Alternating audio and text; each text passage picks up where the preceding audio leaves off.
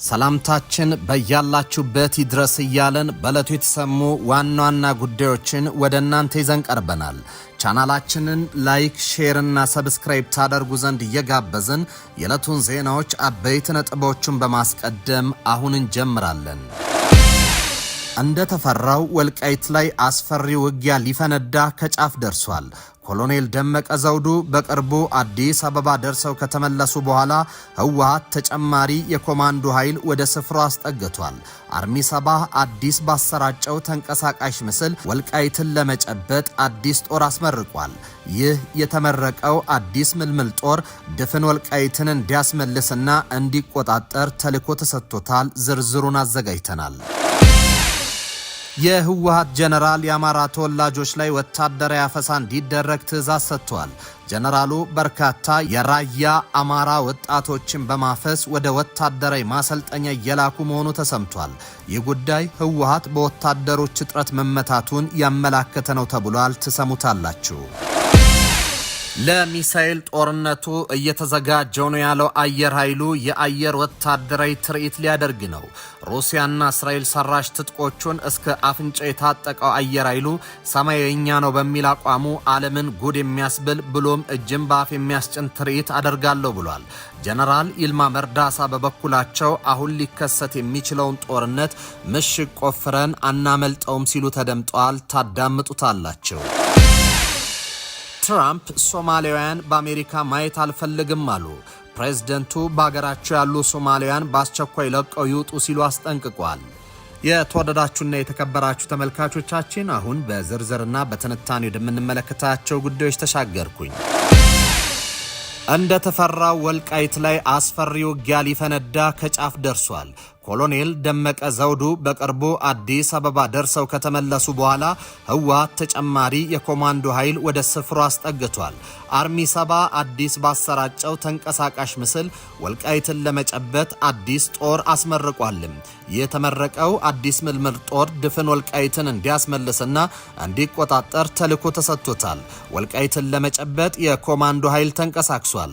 ወልቃይት በቅርቡ በኃይል ይመለሳል በማለት ሲያስጠነቅቁ የነበሩ የህወሓት ጦር መኮንኖች አሳቻ ሰዓት ጠብቀው ወደ ወልቃይት ለመግባት እርምጃ ጀምረዋል። ወልቃይት ላይ ሊፈነዳ የተቃረበ የሚመስል ውጥረት ውስጥ ትገኛለች። ባለፈው መስከረም ወር ህወሓት ለሁለት ጊዜ ያህል የማጥቃት ሙከራ ማድረጉን ተከትሎ ነው ውጥረቱ የጨመረው ተብሏል። ትናንት በተሰራጨ አዲስ መረጃ ደግሞ ሱዳን የሚገኘውና ወልቃይትን እቆጣጠራለሁ በማለት የሚጓዘው የህወሓት አርሚ 70 ጦር ተጨማሪ የኮማንዶ ወታደሮችን አስመርቋል። ኮማንዶቹ ወልቃይትን እንዲቆጣጠሩ ትዕዛዝ እንደተሰጣቸውም ታውቋል። ኢኮኖሚስት ባለፈው ወር ባሰራጨው ሰፊ ዘገባው በቅርቡ በወልቃይት ውጊያ ሊቀሰቀስ ይችላል ሲል ስጋቱን መግለጹ ይታወሳል። መጽሔቱ ያነጋገራቸው የህወሓት አርሚ 70 ወታደሮች ሱዳን ላይ ከአልቡርሃን ወገነን እየተዋጋን ከተሞችን ማስለቀቅና መልሶ መቆጣጠር ችለናል፣ የራሳችን መሬት ለማስመለስ ደግሞ እንችላለን፣ ይህንንም በቅርቡ እናደርጓለን ሲል ተናግሯል። ዛሬ ደግሞ ይሄው አርሚ 70 በሱዳን ድንበር ሸረሪና አቅራቢያ ብዛት ያላቸውን የኮማንዶ ኃይል አስመርቆ አንቀሳቅሷል። ህወሓት አርሚ 70 ብሎ በሱዳን በረሃ ያደራጀው ጦር በሰው ኃይል ስልትና በትጥቅ በከፍተኛ ደረጃ ሲያደራጅ ከርሞ ከሰሞኑ በአደባባይ እያሳየው ነው። ከሱዳን በረሃ በቪዲዮ ተቀርጾ የታየው የህወሓት ጦር ከቀላል እስከ ከባድ መሳሪያ እስከ አፍንጫው የታጠቀ ሲሆን ሁመራ ጫፍ ላይ መስፈሩ በስፋት እየተገለጸ ይገኛል። ወልቃይት ጫፍ ሸረሪና ላይ የሰለጠነው የህወሓት አርሚ 79 ኮማንዶ ኃይል በቆረጣ ሰብሮ ለመግባት የተዘጋጀ መሆኑን በተሰራጨው ቪዲዮ የተሰማው ድምፅ አመላክቷል። ድንበር ላይ የሰፈረው አርሚ 70 ያሰለጠነው ኮማንዶ ወዴት ሰብሮ እንደሚገባ በተሰራጨው ተንቀሳቃሽ ምስል ላይ በውል ባይገለጽም ተደጋጋሚ ሙከራ ወዳደረገበት ወደ ወልቃይት እንደሚሆን ይጠበቃል። አርሚ 70 ወደ ወልቃይት ሰብሮ ለመግባት ኮማንዶ ኃይል ማደራጀቱን ሲቀጥል እነ ኮሎኔል ደመቀ ዘውዱ የተከዜ ዘብ የተሰኘው ኃይላቸውን አዘጋጅተው እየጠበቁ ይገኛሉ። ወልቃይት ላይ በአራቱም አቅጣጫ ያሰፈ የሚያሰፋው ኃይል መሆኑን እየገለጹ ሲገኝ ከሱዳን እስከ ኤርትራ ድንበር ሁሉም በተጠንቀቅ ቆሞ እየተጠባበቁ ነው። የህወሓት ጦር ከቅርብ ርቀት ሱዳን ላይ ኃይሉን አደራጅቶ እየተንቀሳቀሰ መሆኑን የሰሙት እነ ኮሎኔል ደመቀ ዘውዱ በተጠንቀቁ ነዋል። የተከዜን ዘብ በበላይነት የሚመሩት የወልቃይት ሰዎች ሰነዱ ላይ የተደራጀው ኃይል ወልቃይትን ሊያጠቃ መቋቋሙን እየገለጹ ይገኛሉ። ህወሓት በሰላማዊ ተፈናቃይ ስም ያደራጀው ከፍተኛ ቁጥር ያለው ጦር እንዳለው የሚገልጽ ሲሆን ሰላማዊ ሰዎችን ጨምሮ ወደ ሱዳን የገባው ኃይል ከ30 ሺህ በላይ ነው። ይህን ሰሞነኛ የአርሚ 7 እንቅስቃሴ ተከትሎ ሱዳን ላይ የተደራጀው የህወሓት ጦር በሁመራ በኩል በወልቃይት ጥቃት ሊከፍት እንደሚችል ጭምጭምታዎች እየተሰሙ ይገኛሉ። ለሚሳኤሉ ጦርነት እየተዘጋጀው ነው ያለው አየር ኃይሉ የአየር ወታደራዊ ትርኢት ሊያደርግ ነው። ሩሲያና እስራኤል ሰራሽ ትጥቆችን እስከ አፍንጫ የታጠቀው አየር ኃይሉ ሰማያዊኛ ነው በሚለው አቋሙ ዓለምን ጉድ የሚያስብል ብሎም እጅን በአፍ የሚያስጭን ትርኢት አደርጋለሁ ብሏል። ጀነራል ይልማ መርዳሳ በበኩላቸው አሁን ሊከሰት የሚችለውን ጦርነት ምሽግ ቆፍረን አናመልጠውም ሲሉ ተደምጧል። ኢትዮጵያ የአየር ኃይል 9ኛ ዓመት የምስረታ በዓልን በማስመልከት ዓለም አቀፍ የአየር ትርኢት ልታካሄድ መሆኑ ተሰምቷል። የአየር ኃይሉ ዋና አዛዥ ሌተናል ጀነራል ይልማ መርዳሳ በቅርቡ በዓለም ደረጃ ተወዳዳሪ የሆነ የአየር ትርኢት እናካሄዳለን ብሏል። ትርኢቱ ከሁሉም የዓለም ክፍሎች የተወጣጡ የአቪዬሽን ኤክስፐርቶች፣ ኢንጂነሮች እና ፓይለቶች የሚሰባሰቡበት እንደሚሆንም ገልጿል። የአየር ትርኢቱ በመጪው ወርሃ ጥር አጋማሽ ይካሄዳል ተብሎ እንደሚጠበቅ መረጃዎች ጠቁመዋል። ጀነራል ይልማ መርዳሳ የአየር ላይ ወታደራዊ ትርኢት እንደሚደረግ ባሳወቁበት ንግግራቸው ስለ አየር ኃይሉ በርካታ ጉዳዮችን አንስተዋል። አየር ኃይል በኢትዮጵያ የመንግስታት ለውጥ ሂደት ላይ በርካታ ውስብስብ ችግሮችን በማለፍ አሁን ላይ ደርሷል ያሉት ሌተናል ጀነራሉ በአሁኑ ወቅት ሊከሰት የሚችል ጦርነት እንደከዚህ ቀደሙ ምሽግ በመቆፈር መመከት አይቻልም። ለዚህም ዘመኑን የሚመጥን አየር ኃይል መገንባት ያስፈልጋል ብሏል። በ2022 ዓ.ም ከአፍሪካ ቀዳሚ ከሆኑ የሶስት ሀገራት አየር ኃይል ተርታ ለመሰለፍ እቅድ ተይዞ በትኩረት እየተሰራ እንደሚገኝም አስረድቷል።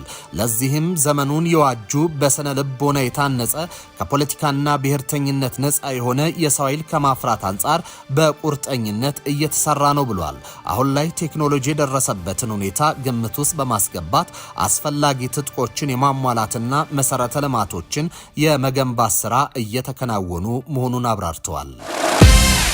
የህወሓቱ ጀነራል የአማራ ተወላጆች ላይ ወታደራዊ አፈሳ እንዲደረግ ትዕዛዝ ሰጥቷል። ጀነራሉ በርካታ የራያ አማራ ወጣቶችን በማፈስ ወደ ወታደራዊ ማሰልጠኛ እየላኩ መሆኑ ተሰምቷል። ይህ ጉዳይ ህወሓት በወታደሮች እጥረት መመታቱን ያመላከተ ነው ተብሏል።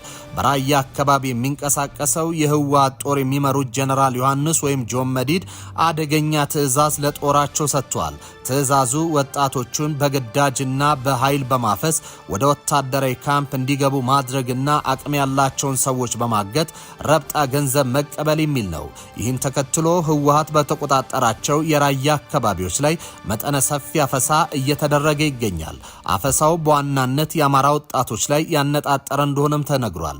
በአማራ ክልልና በትግራይ ክልል መካከል የማንነት ጥያቄ ባለባቸው በራያ 6 ወረዳዎች ሳምንት ባልሞላ ጊዜ ውስጥ ከህዳር 17 እስከ ህዳር 21 2018 ዓ.ም በርካታ ሰዎች ታፍነው እንደተወሰዱ የገለጹ ሲሆን በኮረም ከተማ ብቻ 9 ሰዎች ታፍነው ወደ አልታወቀ ቦታ እንደተወሰዱ ምንጮች ገልጸዋል።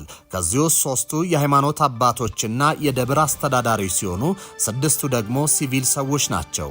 ይህ እየሆነ ያለው በደቡባዊ ግንባር የትግራይ ኃይል የጦር መሪ በሆነው ጀነራል ዮሐንስ ወልደ ጊዮርጊስ ጆን መዲድ ትዕዛዝ መሆኑን ነዋሪዎቹ ተናግረዋል።